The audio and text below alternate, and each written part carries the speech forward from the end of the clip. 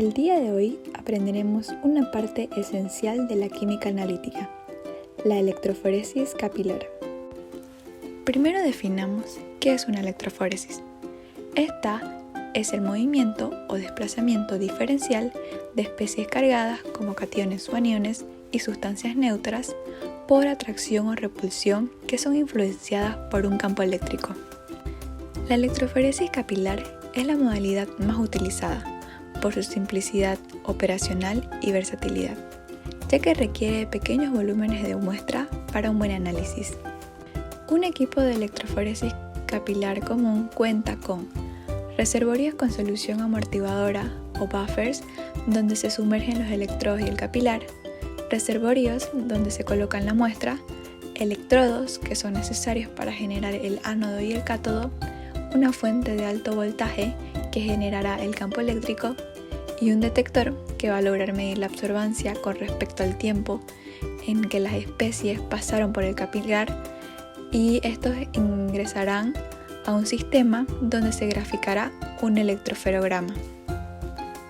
Por último tenemos al capilar, que es la parte más importante del sistema, ya que es el lugar donde se realiza la separación, y la técnica lleva el nombre debido a la inclusión de este elemento en su sistema.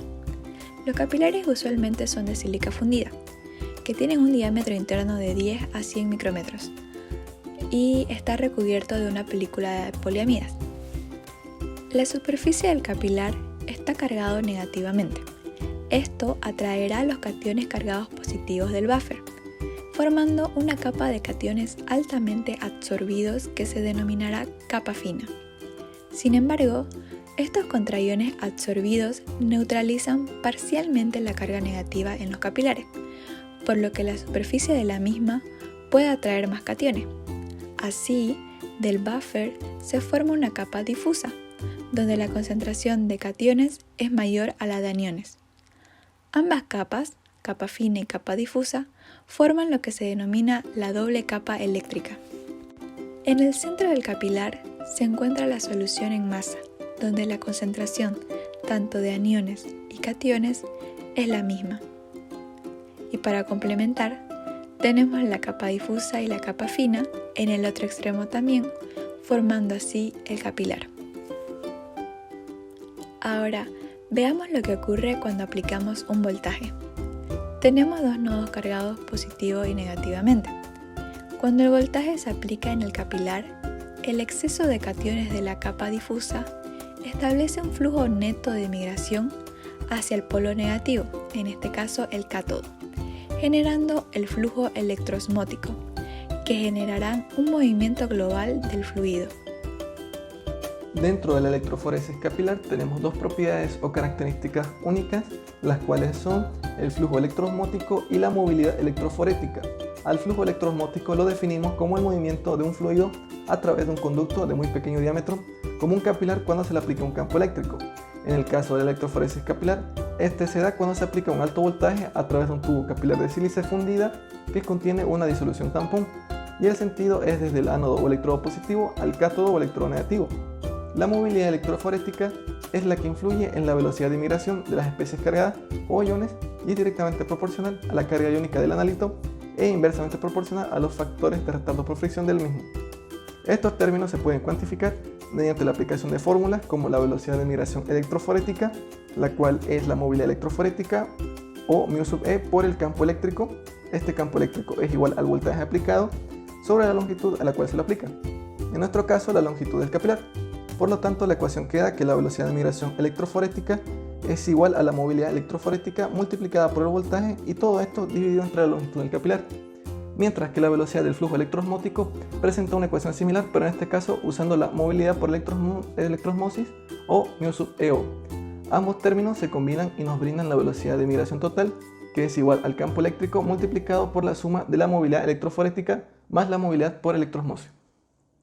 La velocidad de migración del analito depende de los siguientes factores. Por ejemplo, es dependiente de la carga iónica del analito, y como el sentido es de ánodo a cátodo, tenemos que las especies con mayor carga positiva migrarán primero, seguido las especies con menor carga positiva, luego las especies de carga neutra, y por último tenemos a las especies cargadas negativamente. También influye la fuerza de retardo por fricción, que sea adecuada al tamaño de las especies.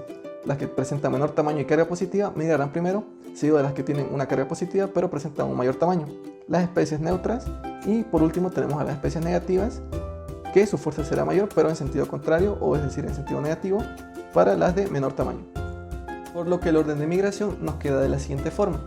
Las especies de menor tamaño y cargadas más positivamente migrarán o eludirán primero, seguido de las menos cargadas positivamente y con mayor tamaño, y por último las especies cargadas más negativamente y con menor tamaño. Entrando a las fórmulas relacionadas a la eficacia del proceso tenemos las siguientes. El tiempo de migración, al cual lo definimos como la longitud del detector o L minúscula, dividido entre la velocidad de migración total.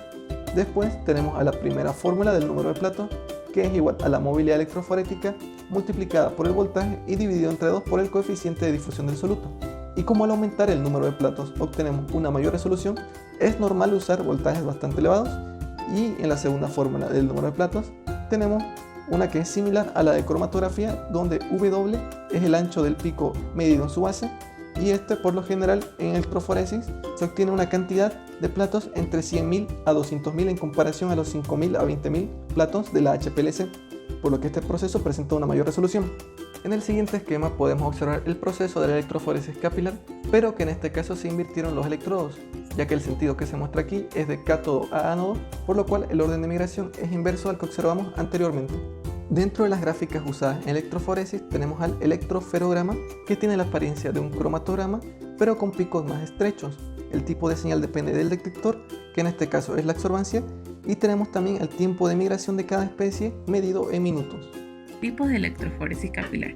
En la actualidad contamos con 6 tipos de electroforesis capilar. Isotacoforesis, el nombre deriva de la separación electroforética de las bandas que migraron a la misma velocidad. CIEF, o como su significado en español, concentración isoeléctrica capilar. Este tipo de electroforesis es común entre péptidos y proteínas. MEC, o como su significado en español, cromatografía capilar electrocinética micelar. Esta técnica es un híbrido entre la electroforesis y cromatografía.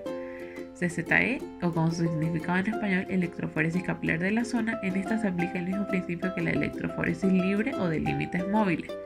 SEC, o como su significado en español, electrocromatografía capilar, es una combinación de cromatografía líquida de alto rendimiento y electroforesis capilar. Y por último tenemos la CGE, o como su significado en español, electroforesis capilar en gel. Esta técnica fue creada para moléculas de gran tamaño y peso molecular y emplea un polímero que actúa como tapiz molecular. Aplicaciones. Existen 4 aplicaciones principales a las que nos podemos referir. En el área biomédica se pueden aplicar en el campo de proteínas, péptidos, ADN, marcadores genéticos, entre otros. En el área farmacéutica se emplea para el control de calidad en los productos farmacéuticos y biotecnológicos. En el área de alimentos se aplica el fraccionamiento y cuantificación de aminoácidos, hidratos de carbono, ácidos orgánicos, aditivos y contaminantes. Y por último y no menos importante, en el área de control ambiental tenemos la identificación de contaminantes, pesticidas, metales pesados e hidrocarburos. Separación de ADN y ARN. Esta es una aplicación que queríamos mencionar por su importancia en el campo de la biotecnología. La electroforesis capilar constituye una técnica de separación basada en la migración diferencial de moléculas, puede ser ADN, proteínas, iones orgánicos, entre otros. El caso del ADN, los fragmentos de análisis se encuentran unidos a marcas fluorescentes que son detectadas por un láser de argón que las excita a diferentes longitudes de onda, permitiendo el análisis de múltiples fragmentos al mismo tiempo que se mueven por la aplicación del campo eléctrico hacia el polo positivo y se separan de acuerdo a la longitud del mismo, de tal forma que los de menor peso molecular viajan más rápido a través del capilar, mientras que los de mayor peso lo hacen más lentamente. ¿Por qué es importante? En el diagnóstico de enfermedades hereditarias, genéticas, poligénicas, enfermedades infecciosas y en la medicina forense, esta técnica es muy aplicada. Este video se realizó en colaboración con Agustina Flores Rodríguez, Cecilia Plaza Hidalgo y José Vargas Rojas. Si gusta ampliar aún más sus conocimientos, en la descripción del video se encuentra una serie de artículos sobre electroforesis capilar. Esperamos haber sido de ayuda en la comprensión del tema. Muchas gracias.